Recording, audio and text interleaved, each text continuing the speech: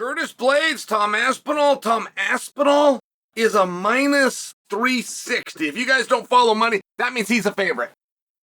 You got to bet $360 to win $100 on Tom. Meanwhile, Curtis is a plus 280. Now, these are DraftKings odds, but these are right this second, which means for every $100 you bet, you will get back $280 should you bet on Curtis and he wins. Now, one thing that I think you can do with this fight right away, if you're ever going to DraftKings, you want what's called value. If you listen to Ian Parker, he will always talk about value. Not every single time will he bet on the guy that he thinks is going to win. Sometimes he thinks the guy's going to win, but there's not value there. And I'm just sharing with you, I think that you would be rather confident. In fact, you'd probably be more confident in telling me that this fight was going to be stopped than you would even in telling me the winner.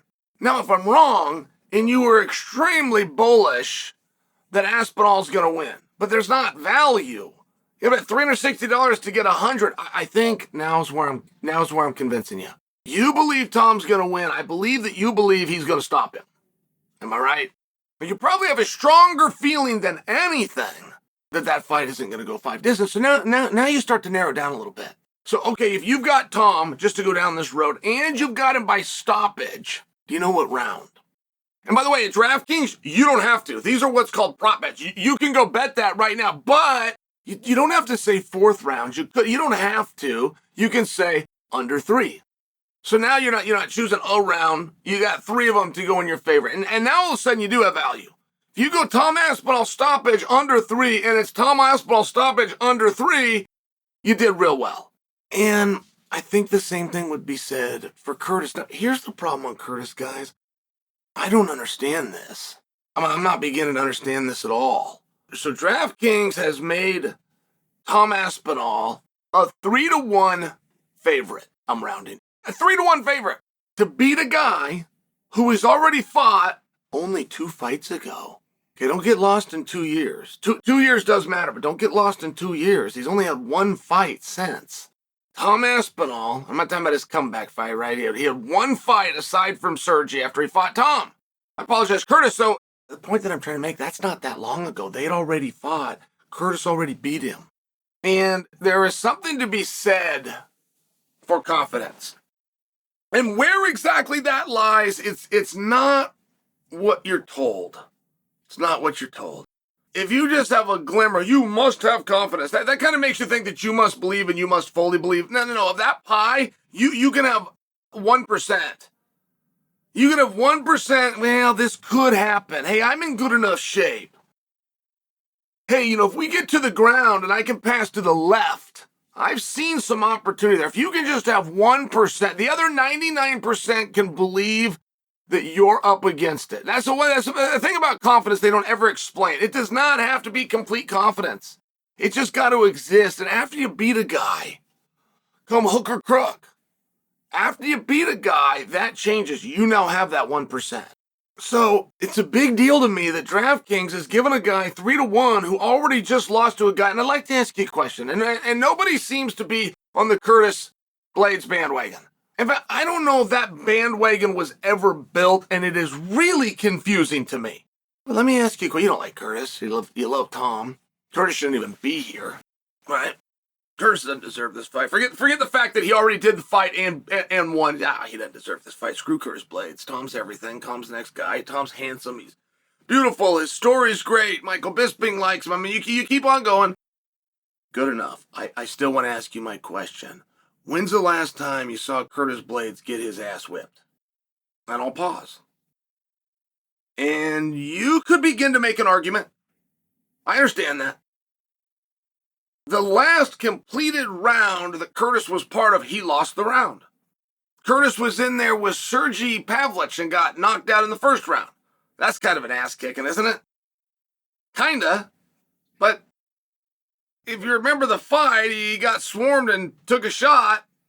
It was one of those things at heavyweight, right? Like, you don't really have to have a glass jaw at heavyweight. You just have to be punched on your jaw by a heavyweight. It's a very different thing. So, what else? Come on. I don't even know if you count those. He lost the round against Almeida, but all he was taken down. He lost the fight against Pavlich. It was on the feet, so maybe that's the one that you turn to. But you couldn't turn to, say, Derek Lewis, could you? It was 4 rounds in. Curtis had won every single round. He lost an exchange, which cost him the fight. Well, what about the Ngannou fights? And you tell me he got his ass kicked there? I mean, went out and played a game against a guy that's good enough to play that very game with Tyson Fury, and nobody knew it.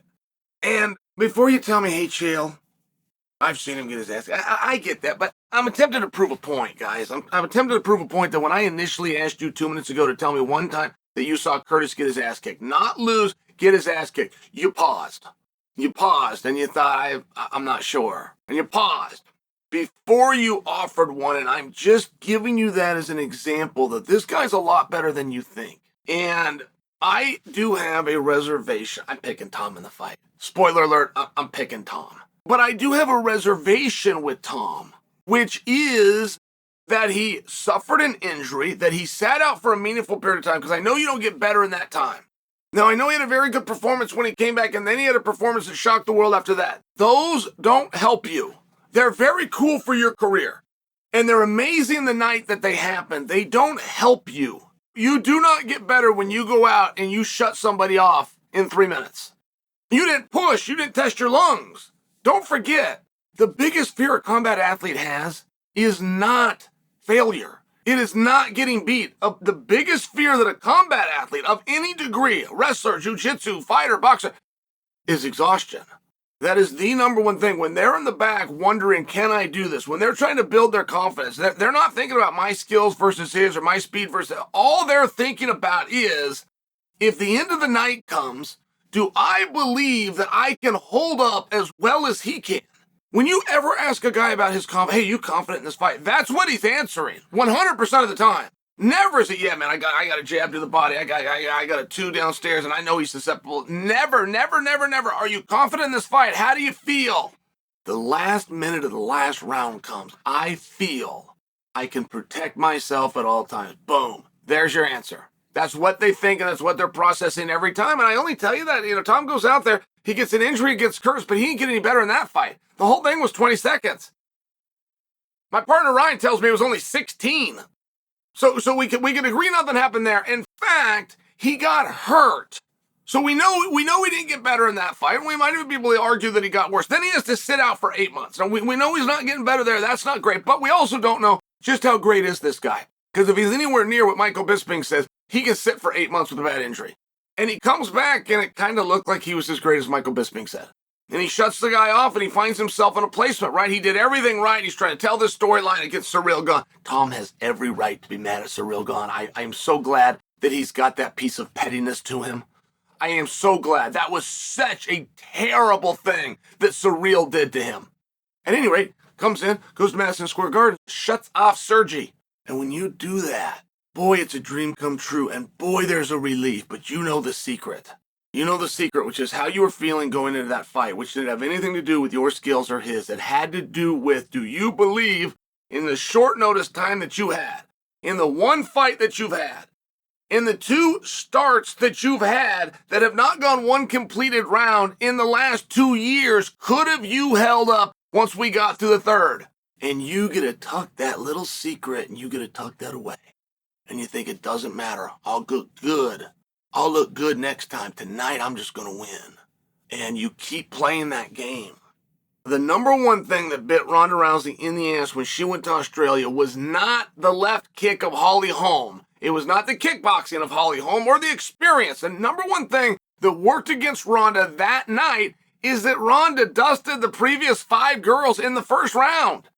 So as soon as she saw a second round, it's terrible. Now, did Tom know that? Did Tom simulate it? Did his coaches bring somebody in and do it in the practice? Probably not. No, the standard in this industry, if you lose, we will throw everything out no matter how good you looked.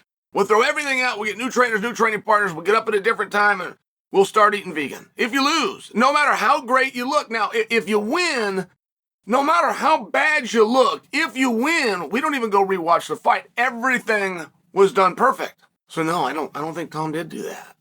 And can Tom put him away in the first round? Yeah, sure. Yeah, their last fight ended in the first round. Is he likely to put him away in the first round? And when you start asking yourself that, In the very beginning of this experiment, you predicted Tom by finish in less than 3. Well, let me ask you that same question, but it goes to 4. If you think Tom's going to win, what happens if it gets to the 4th round? Does the tide start to turn? And when you have a really big guy, they have a really hard time going the distance. You've seen it, but you couldn't name 5 of them for me. And I'm going to spot you Tyson Fury. I'm going to let you bring boxing into it. When you have guys that are at the limit of the weight, you couldn't name 5 times you saw them look a damn going 5 rounds. So I'm just asking you the question. When you think it's going to be Tom, do you think it's going to be Tom 3-1? Do you really think that? And if you do, let me know the stoppage. Oh, I got a question. What there? All right, guys, stand by. I'm going to go work on this story. Aspinall, Blaydes, rematch. 3-1. Aspinall, in the words of Ian Parker, if you're over at DraftKings right now, I think you really want to consider parlaying. I think that you want to bring in a prop because I don't think that's good value.